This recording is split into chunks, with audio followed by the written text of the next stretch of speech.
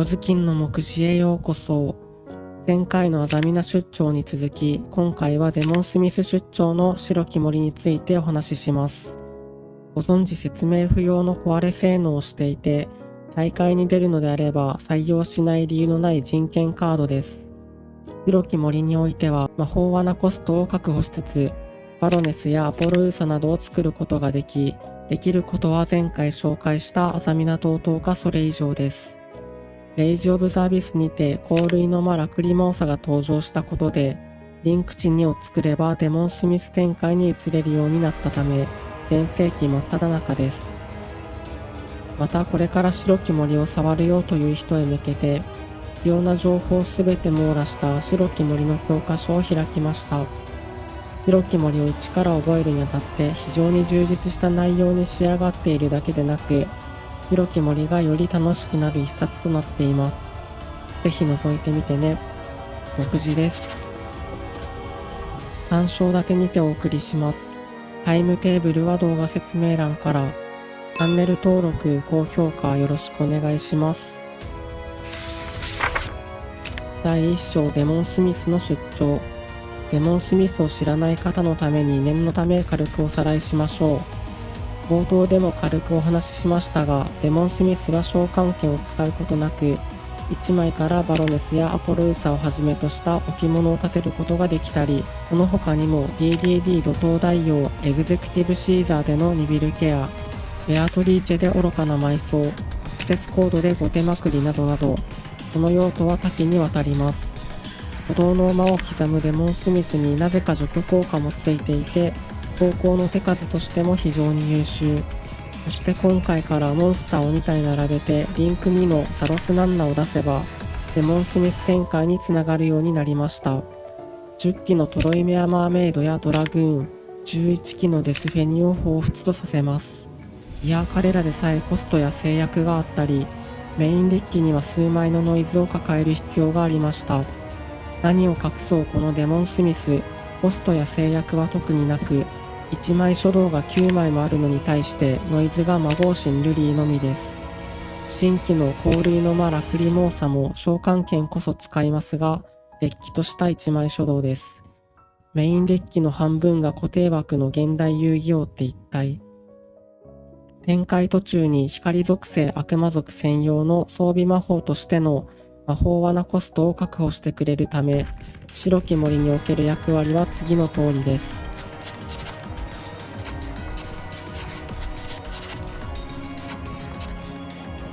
魔法罠コストの確保には場にリンクを除く光属性悪魔族が必要で、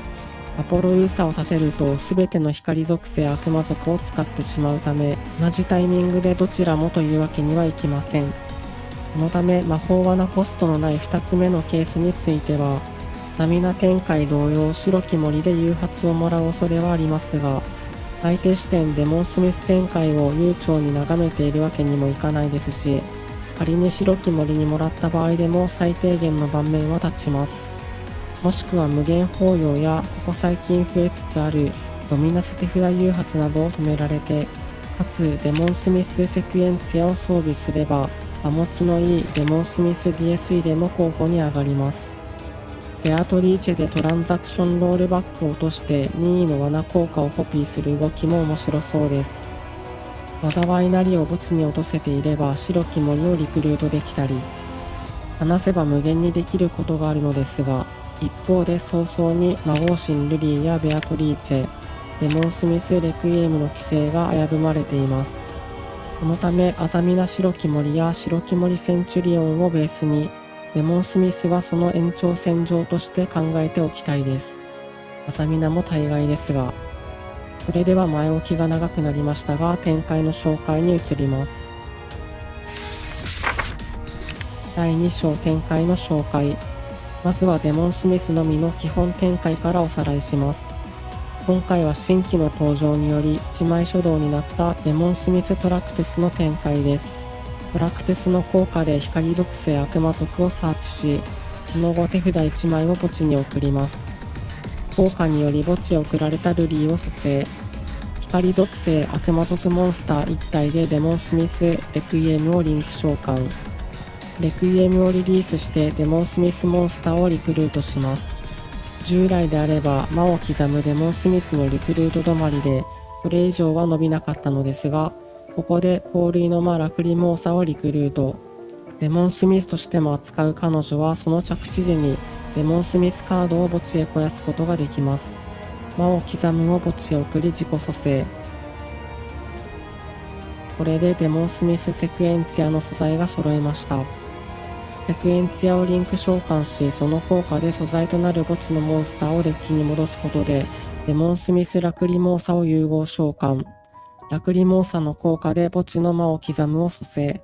この3体が並んだら、あとはデッキに合わせてアポロウーサ、ベアトリーチェ、シーザー、後手であればアクセスが出てくる流れです。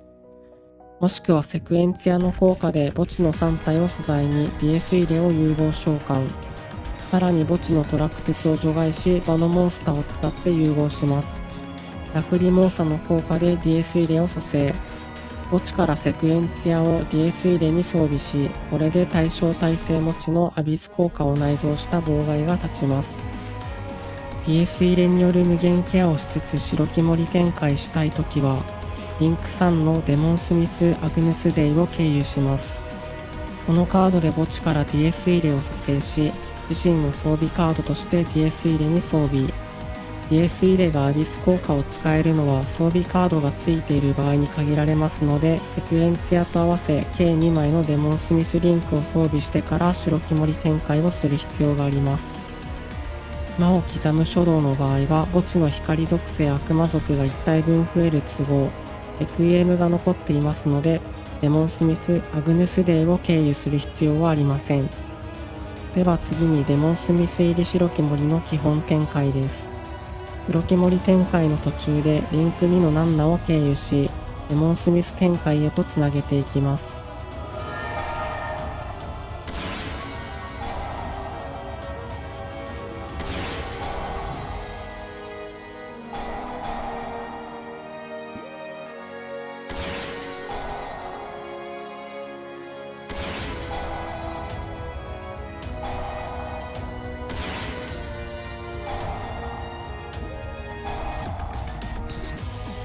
白肝りモンスターが一通り並んだらデモンスミス展開へと移行しましょう。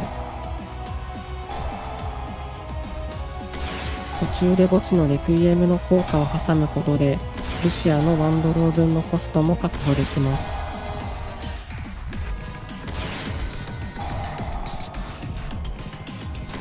先ほど同様この3体が並んだらバロネスをシンクロ召喚。余った2体を使ってリトルナイトをリンク召喚し、最終盤面はリトルナイト、ヨーマディアベル、バロネス、災いなりの4妨害。ヨーマディアベルを展開に使うことでリンク値が増えるためアポロウーサが立ちます。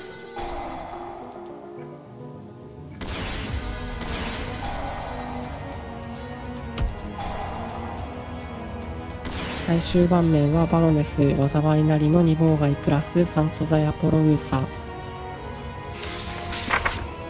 第3章構築の紹介。構築のベースは白肝り展開が止まった場合でもシルビアを立てつつリンク2を作れるアザミな白肝りです。ギミックが増えた分ノイズも多いので白肝りの悪魔や大砲のささやきなどの役割が限定的なカードは可能な限り削っています。魔を刻むとトラクテスの枚数ですが、ドロール&ロックバードを打たれた時やトラクテスの墓地効果まで考えるとトラクテスに軍配が上がります。デモンスミス・サンクティスも1枚書道ですが、デモンスミスの引きかぶりからは何も生まれなさそうなので不採用です。デモンスミス出張ではバロネスにたどり着くためにビサス・アムリターラを経由することはないので切っていますが、白肝りとデモンスミスを引きかぶった際、スミスからは DS 入れやアポロウーサを立てたいので白肝り単体でバロネスを作るようにスターダストチャージウォリアーを採用しています。アグヌスデイは欲しいケースが限定的なので今回採用を見送りました。この他については前回同様なので詳細知りたい方は動画説明欄の前の動画をご確認ください。これまで様々な白肝りの構築を紹介してきましたが、黒木森センチュリオンと並び、考えうる限り最も強い構築だと思います。大会勢の方の参考になりましたら幸いです。それでは次回の黒ずきんの目次でお会いしましょう。